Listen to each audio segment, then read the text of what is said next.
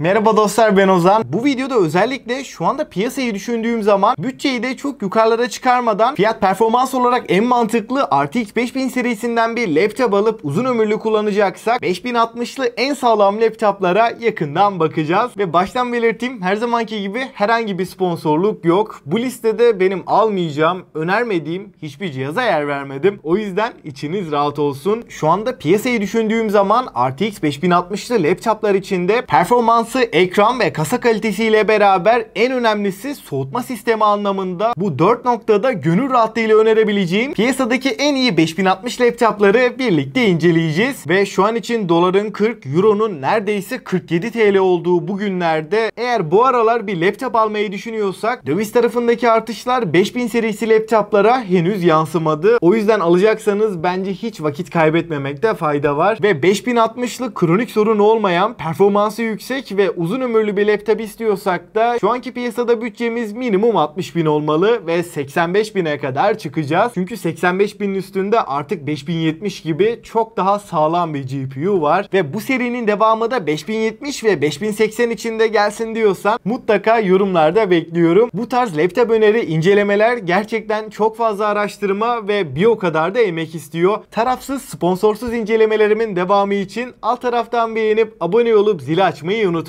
Destekleriniz gerçekten çok önemli ve laptop alırken de nereden aldığımız satıcılarda ciddi anlamda önemli. Bu laptopların hepsinin en ucuz güvenilir satın alma linkleri açıklama ve yorumlarda olacak. Oradan rahatlıkla alabilirsin. Şimdi 5060'lı en ucuz, aynı zamanda fiyat performans anlamında da en sağlam laptopumuzla başlayalım. Burada Game Garage'in yeni serisi Slayer R9T'nin metal kasalı ve faz değişimli termal pad soğutma sistemine sahip Ryzen 9 8. nesil işlemcili modelini görüyoruz. Bu işlemci bırakın 5060'ı 5090'ı bile rahat rahat besleyebilecek düzeyde. Özellikle de CS, Valorant gibi işlemciye yüklenen oyunlarda performans baya artıyor. En yüksek ayarlar 300 FPS üstünü rahat rahat görüyoruz. 32 GB RAM'de 16x2 5600 MHz DDR5 olarak gelirken 1 TB SSD'nin yanında RTX 5060'ın tam performans 115 Watt'lık versiyonu kullanılmış. 4060'ın 140 Watt'lık versiyonuna oranla saf güç olarak ortalama %30 daha performanslı ve bu laptopun en önemli artılarından biri de ekran kalitesi. 16 inç 300 Hz QHD Plus bir ekranla geliyor ve %100 sRGB renk gamutuna sahip ve SteelSeries stereo hoparlörlerde bu laptopun ekstrası. Aynı zamanda soğutma anlamında da güçlü bir cihaz. Bu kadar iyi bir işlemci, iyi bir ekran kartı ve buna rağmen işlemci 90, ekran kartı da 80 dereceleri hiçbir şekilde görmüyor. Bu gerçekten önemli bir artı. Buradaki faz değişimli soğutma sistemi bu laptopu öne çıkaran detaylardan ki şu anda fiyatına oranla genel bütünüyle düşündüğümde bu laptop tam bir fiyat performans şampiyonu. İkinci sırada bütçem 70.000 bandında ise yenilenmiş 2025 versiyon Asus TUF F16 modelini görüyoruz. i7 14. nesil HX serisi işlemci burada kullanılmış. 16 çekirdek ve 24 threadlik bir yapıya sahip. Bu fiyat bandında Ryzen 9 8. nesille beraber en sağlam işlemci diyebilirim. 32 GB RAM, 16x2 5600 MHz DDR5 olarak gelirken 1 TB SSD'nin yanında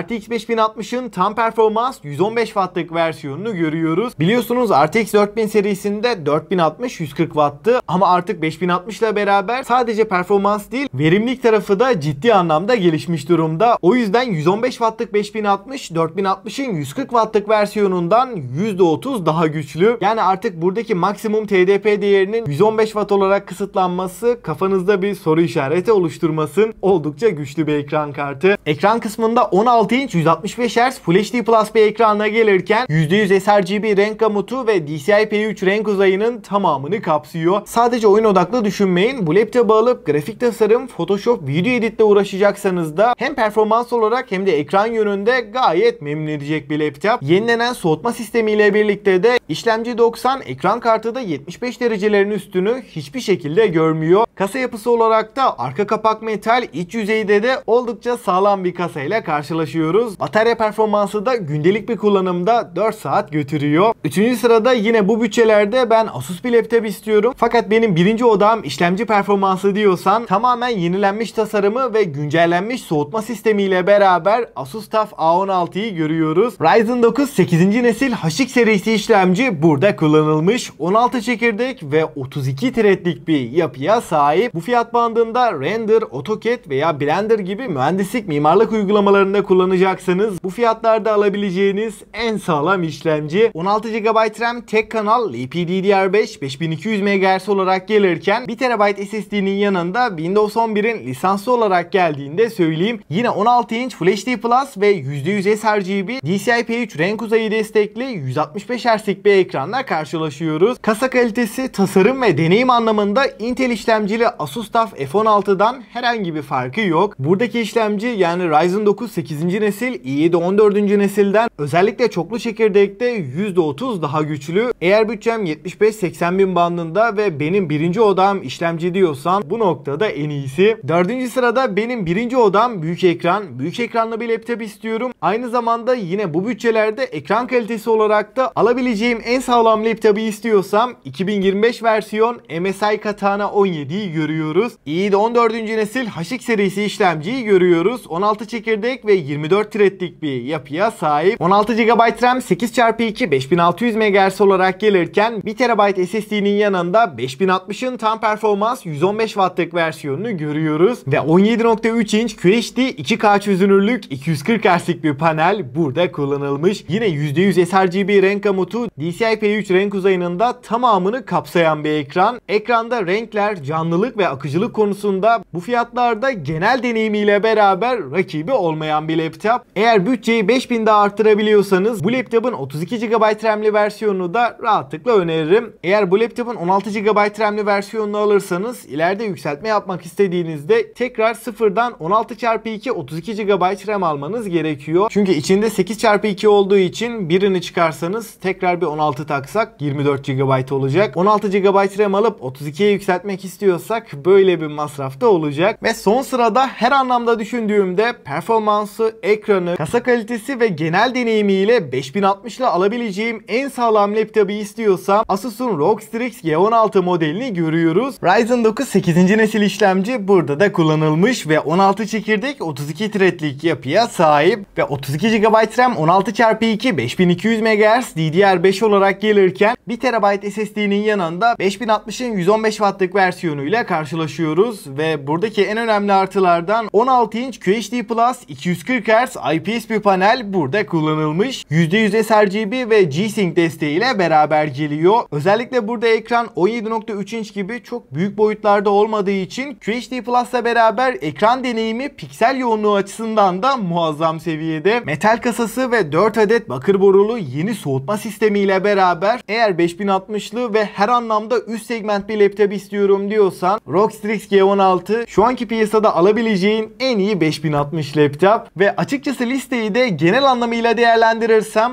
60.000'den 85.000'e kadar bu piyasada RTX 5060'lı en sağlam laptopları inceledik. Eğer bütçem 60 ile 70.000 bandında hem ekran kalitesi hem performans hem de soğutma sistemiyle bu fiyatlarda alabileceğim en sağlam laptopu istiyorsam Game Garage Slayer R9T bu noktada en iyisi. Bütçem 70.000 civarında diyorsan genel deneyimiyle kesinlikle Asus TUF F16. Eğer büyük ekranlı bir laptop istiyorsam da MSI Katana 17 alternatifi olmayan bir laptop. Bu laptopların hepsinin de en ucuz güvenilir satın alma linkleri açıklama ve yorumlarda var. Oradan almanı öneririm. Aklına takılan bir soru olursa da yine mutlaka yorumlarda buluşalım. Elimden geldiğince cevaplamaya çalışıyorum. Bu serinin devamı için de videoyu beğenmeyi ve abone olup bildirimleri açmayı unutma. Destekleriniz benim için çok önemli. Ben Ozan. Sonraki videoya kadar kendinize çok iyi bakın. Hoşça kalın.